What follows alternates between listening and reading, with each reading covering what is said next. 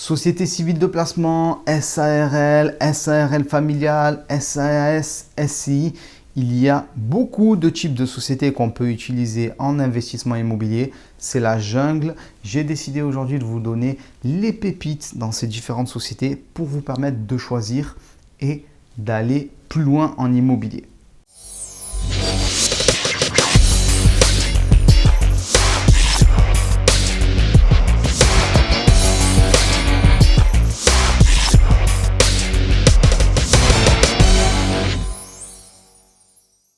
Salut à tous, je me présente si vous tombez pour la première fois sur une de mes vidéos. Je suis Romain Caillé, l'auteur du livre best-seller Radio Patron.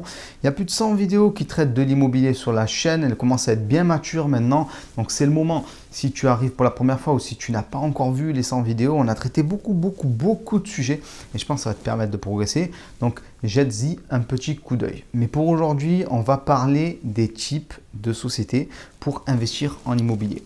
En général, quand on commence à estimer qu'on paye trop d'impôts, c'est-à-dire quand on a une tranche marginale d'imposition trop élevée, on cherche à minimiser l'imposition et c'est tout à fait légitime. En fait, des investissements immobiliers, il n'y a pas de raison de payer trop d'impôts. Voilà, il y a un cadre légal qui permet de payer moins d'impôts et notamment le fait de pouvoir créer des sociétés. Et ça fonctionne bien puisqu'on peut vraiment minimiser l'impact de l'imposition grâce aux sociétés. Mais avant de parler des sociétés, on va parler du régime LMNP, loueur meublé non professionnel, parce que c'est le régime, j'allais dire à la mode, c'est pas une mode, hein, c'est juste que c'est un régime très efficace et qu'on utilise souvent sur ses premiers, deuxième, troisième biens immobiliers quand on ne souhaite pas avoir de société au départ. Et c'est vraiment pas mal du tout, parce qu'avec le régime LMNP, on peut déduire un maximum de charges, donc les charges liées à l'exploitation du bien immobilier. Et en plus de ça, on peut faire ce qu'on appelle l'amortissement du bien. Donc, c'est-à-dire que si vous avez un bien qui vaut 100 000 euros, au fur et à mesure des années, par exemple sur 20 ans, on considère qu'il perd de la valeur. Donc, on amortit ces 100 000 euros sur 20 ans. Alors, je le fais très simple parce qu'il y a une part qui est liée au terrain, il y a une part qui est liée au bien immobilier et c'est votre comptable qui calculera ça, mais c'était pour vous donner un ordre d'idée. Donc, en général, quand on a fait quelques LMNP, on commence vraiment à se poser la question de faire des investissements avec des sociétés. Pourquoi? Notamment parce qu'il y a des limites, par exemple la fameuse limite des 23 000 euros, où on peut passer du statut de LMNP au statut LMP.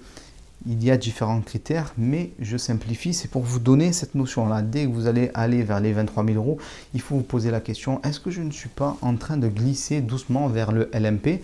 Est-ce qu'il n'est pas intéressant pour moi éventuellement de créer une société? Maintenant, le souci, c'est que quand on veut créer une société en immobilier, on attend un peu tout et son contraire, tout et n'importe quoi. Fais une SARL, fais une SAS, fais une SCI, à l'IS, à l'IR, on ne sait jamais trop.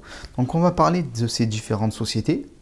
Je vais balayer les principales sociétés et je vais choisir les points qui sont intéressants pour l'investisseur immobilier. Je ne vais pas balayer l'intégralité des points sur ces différentes sociétés. Ce n'est pas un cours magistral. Ce qui nous intéresse, nous, en tant qu'investisseurs, c'est de faire du 80-20. Donc comprendre les 20% des choses les plus importantes pour pouvoir choisir et obtenir les 80% des résultats. C'est ça qui est très important. Comprenez bien cette notion. Alors la première société dont on va parler, c'est la société civile de portefeuille. Et on va la balayer tout de suite. Pourquoi? Parce que comme son nom l'indique, société civile de portefeuille. Donc l'objectif de ce type de société est d'être un portefeuille pour détenir des actions dans d'autres sociétés, détenir d'autres sociétés. Donc a priori, on ne va pas l'utiliser pour détenir des biens immobiliers en direct. Par contre, ce type de société pourrait être la holding qui vous permet de détenir d'autres sociétés, dont des SCI, des SAS, des SARL, par exemple, d'autres types de sociétés.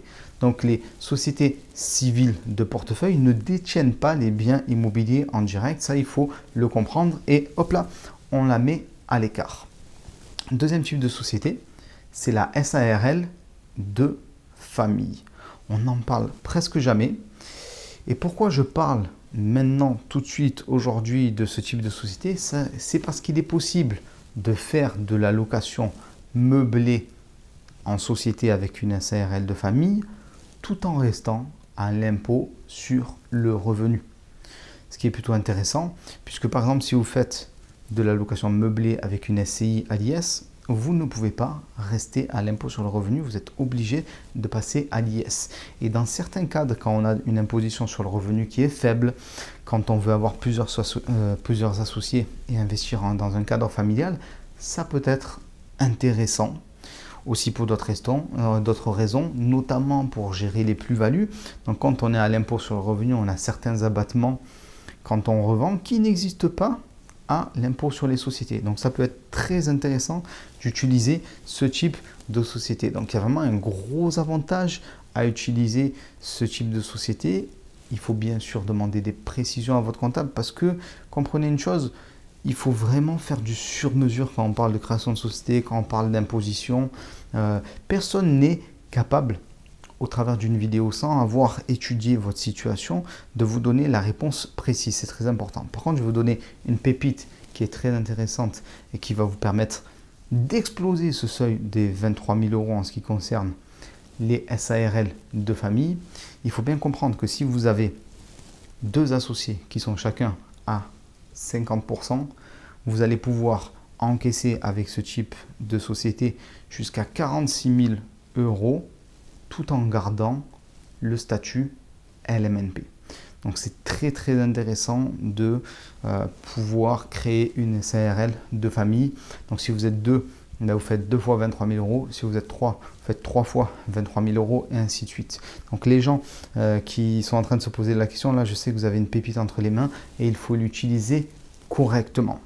Troisième type de société que vous pouvez utiliser, c'est la SAS. Alors vous en avez sûrement déjà entendu parler parce que les sociétés du CAC 40 par exemple sont sous forme de SAS. Donc c'est un type de société commerciale, donc ça s'oppose aux sociétés civiles.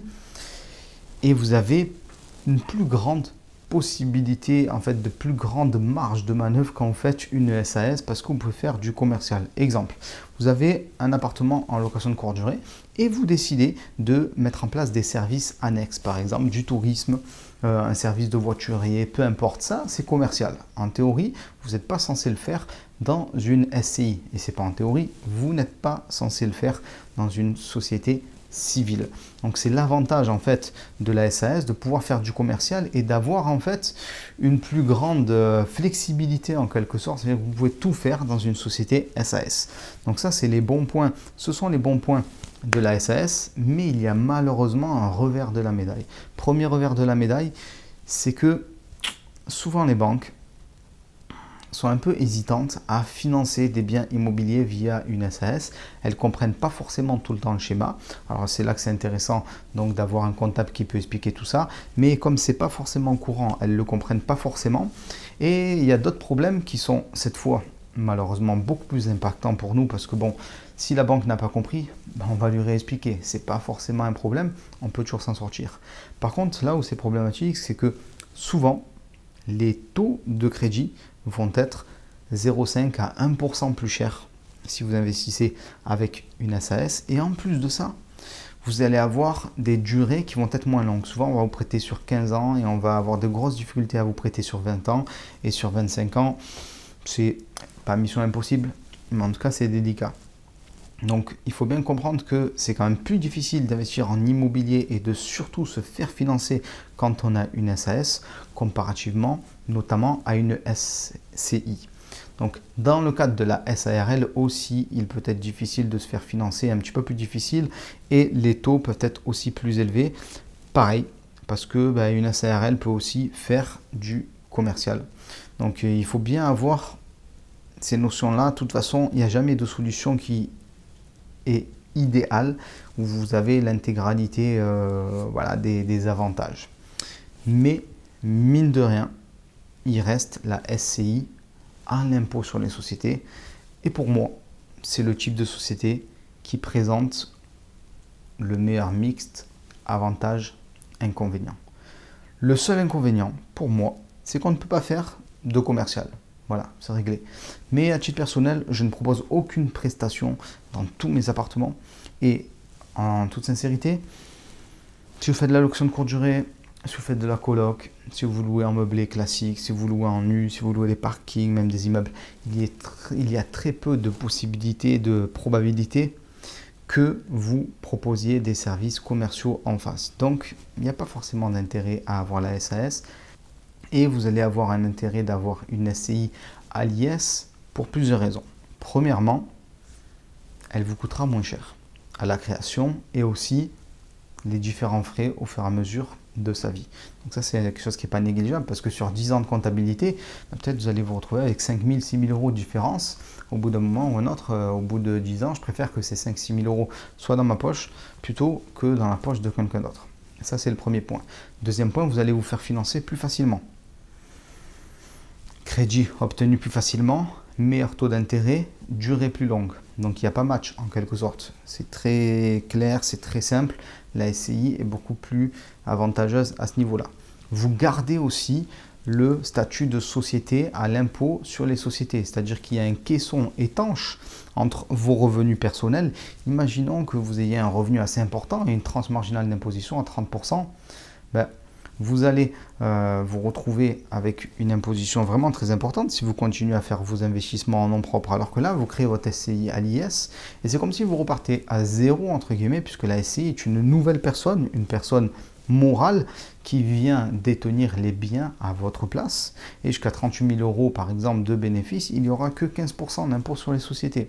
Donc, on a tous les avantages de la société d'une manière générale, c'est-à-dire de pouvoir déduire tous les frais qui sont liés à l'exploitation du bien, voilà, ce genre de choses. Si vous avez besoin d'un ordinateur pour gérer vos biens, vous pouvez le payer via la société et du coup, finalement, faire des économies d'impôts qui sont très importantes sans avoir ces inconvénients en fait de la SAS. Alors moi, à titre personnel, voilà, c'est mon choix. Mon choix, c'est la SCI à l'IS. C'est la meilleure manière de faire de l'investissement immobilier quand on veut se démultiplier, faire grossir son patrimoine, minimiser l'imposition, garder les avantages d'être en société en évitant les inconvénients, notamment le fait d'avoir des difficultés à se faire financer.